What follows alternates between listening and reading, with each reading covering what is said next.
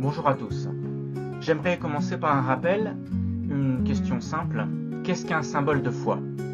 C'est une synthèse de la foi de l'Église qui sert de signe de reconnaissance, de symbole, entre les chrétiens d'une même confession. On parle aussi de confession de foi ou de profession de foi. Le Concile de Nicée, en 325, ne s'est pas réuni pour rédiger un symbole. Il s'est réuni pour prendre des décisions sur divers sujets, comme la date de Pâques, les conditions d'accès au presbytérat, l'étendue et les limites du pouvoir de chaque évêque, etc. Mais le sujet le plus important fut la division entre évêques provoquée par la décision de l'évêque d'Alexandrie d'Égypte, Alexandre, de condamner l'un de ses prêtres et un groupe de prêtres et de diacres qui l'entourent à cause des idées qu'il défendait au sujet de l'engendrement du Verbe de Dieu par le Père. La majorité des membres du Concile de Nicée a décidé de confirmer la décision de l'évêque d'Alexandrie et a exigé des évêques qui soutenaient le prêtre Arius et ses collègues et qui, de ce fait, étaient suspectés de partager ses idées, de prouver leur orthodoxie. Pour cela, le Concile a rédigé une synthèse de la foi et a exigé que tous la signent. Les deux seuls évêques qui refusèrent de le faire furent excommuniés et l'empereur Constantin les envoya en exil. C'est seulement 60 ans plus tard, lors du concile de Constantinople en 381, que l'exposé de foi de Nicée fut promulgué comme critère universel d'orthodoxie dans l'Église. Enfin, lors du concile œcuménique de Chalcédoine en 451, fut fixé un texte révisé du symbole de Nicée, le symbole de Nicée-Constantinople, que nous récitons encore aujourd'hui. Il est très important de prendre conscience que le symbole de Nicée a d'abord été un texte de circonstance, rédigé pour répondre à un problème particulier, et non un texte destiné à être normatif pour tous et dans tous les siècles.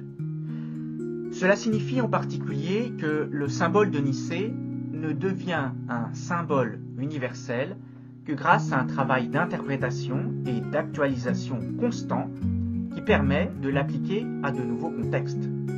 Les théologiens ont donc et auront toujours du pain sur la planche.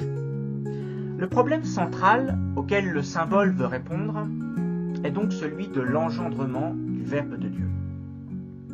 Dans le livre des Proverbes, la sagesse personnifiée, traditionnellement identifiée avec le Verbe de Dieu, déclare « Le Seigneur m'a créé, principe de ses voies ». Pour le prêtre Arius d'Alexandrie, c'est la preuve qu'il faut comprendre que Dieu a engendré son Fils au sens où il l'a créé, c'est-à-dire qu'il l'a fait passer de l'inexistence à l'existence comme le reste de l'univers. Mais le Fils unique de Dieu est le premier à avoir été créé avant le reste de la création et justement pour aider Dieu à créer le reste de la création. Pour les adversaires d'Arius, Dieu n'a jamais été sans un Fils. Au commencement était le Verbe. Par conséquent, le Fils de Dieu existe éternellement avec le Père. Il n'est pas passé de l'inexistence à l'existence. Le Concile de Nicée, en 325, a donc écrit que le Fils avait été engendré de la substance du Père et qu'il était consubstantiel au Père. Cette conception pose un problème, et Arius l'a soulevé. Si le Père et le Fils existent tous les deux éternellement, alors il y a deux dieux et non un seul, comme le croient les Juifs et les chrétiens. Ou alors, pire encore, le Père se serait divisé en deux ou en trois, comme si Dieu était une chose matérielle qu'on pourrait diviser. Au Concile de Nicée, les théologiens se sont contentés de rappeler qu'il y avait un seul Dieu, le Père Tout-Puissant, et que la consubstantialité entre le Père et le Fils ne pouvait pas être comprise comme une division en portions. Dans les années 370, un grand théologien, Basile, évêque de Césarée en Cappadoce, a proposé une solution qui s'est finalement imposée. Il a fait une distinction entre la substance de Dieu, ce qu'il est, c'est-à-dire Dieu, infini, tout-puissant, l'initiant, etc. Et les trois personnes que sont le Père, le Fils et l'Esprit Saint, en qui s'actualise la substance de Dieu. Dieu est unique, mais il existe en trois personnes.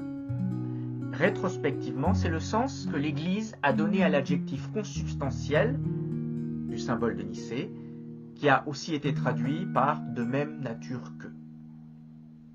Quel sens ces distinctions théologiques peuvent avoir pour nous aujourd'hui?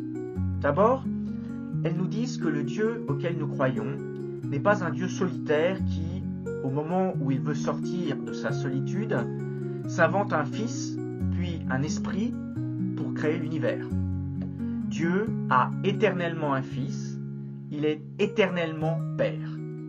Dieu a éternellement un Esprit Saint qu'il transmet éternellement à son Fils. Notre Dieu est un Père qui partage son esprit, sa respiration, son souffle avec un Fils. Ensuite, ces distinctions théologiques nous disent que Jésus de Nazareth, le fils de Marie, qui est mort sous Ponce Pilate et ressuscité après 3 jours, est celui dont Dieu est éternellement le Père et auquel Dieu transmet éternellement son esprit.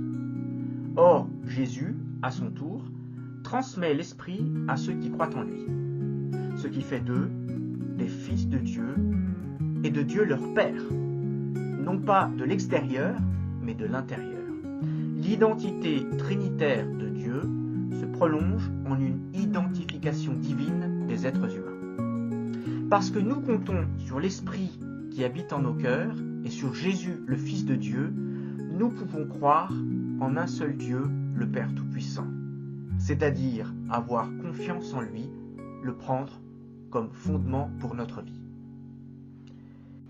Pour en savoir plus sur le Concile de Nicée, sur la profession de foi qu'il a rédigée, sur les raisons pour lesquelles il a été réuni et sur les décisions qu'il a prises, je vous invite à lire 325, le Grand et Saint Synode de Nicée, histoire du premier concile écuménique, paru aux éditions Le Condottiere. Bonne lecture.